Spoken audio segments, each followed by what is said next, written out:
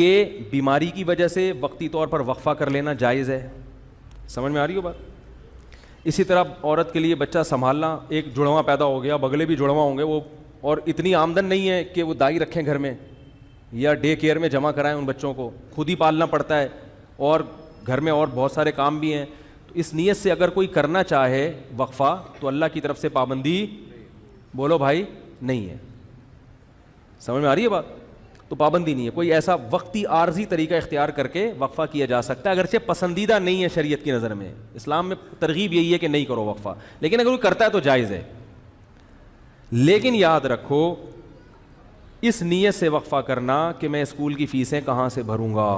تمام علماء, چاہے دیوبندی ہوں, بریلوی ہوں, اہل حدیث ہوں, چاہے وہ عرب ہوں, چاہے وہ عجم ہوں, اس پہ پوری دنیا کے علماء کا ایک اجلاس ہوا تھا, دلائل سے بحث ہوئی تھی. سب کا متفقہ فتویٰ ہے کہ اس نیت سے کہ میری جیب پہ بوجھ نہ پڑ جائے, اس نیت سے وقفہ کرنا حرام ہے, گناہ کبیرہ ہے, اللہ پہ الزام ہے, اللہ کے عذاب کو دعوت دینے والی بات ہے, اللہ کو غضب آئے گا. جس خدا نے تجھے پلا کے اتنا بڑا کر دیا, تو یہ سمجھتا ہے کہ تیرے باپ کی کیلکولیشن کی وجہ سے تو پلا ہے. اب تو اگلی نسل کو اس لیے روک رہا ہے کہ کھلائے, تو کھلاتا ہے یا میں کھلاتا ہوں. قرآن کہہ رہا ہے نحن نرزقکم, ہم تم کو بھی رزق دیں گے, وإیاہم, اور ان کو بھی. علماء کہتے ہیں غریبوں کے لیے نازل ہوئی ہے.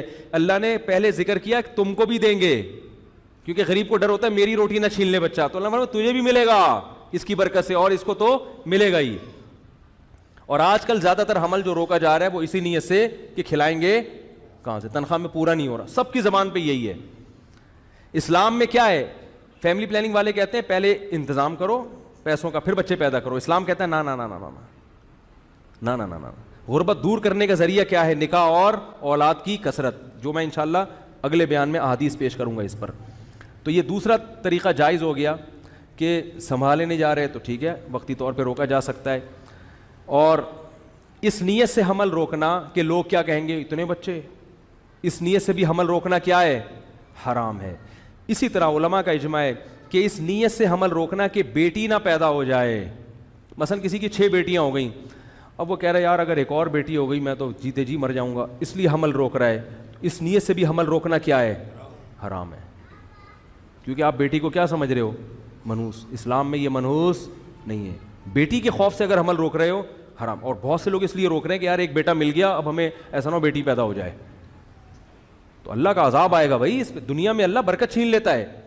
اور ایک آخری بات یہ کہ کسی بھی وجہ سے حمل روکا جا رہا ہو, آپریشن کر کے عورت کی بچہ دانی نکال دینا یا مرد کے لیے نس بندی کر لینا, تمام علماء کے نزدیک حرام. یہ آخری مسئلہ بیان کر کے بیان ختم کرتا ہوں.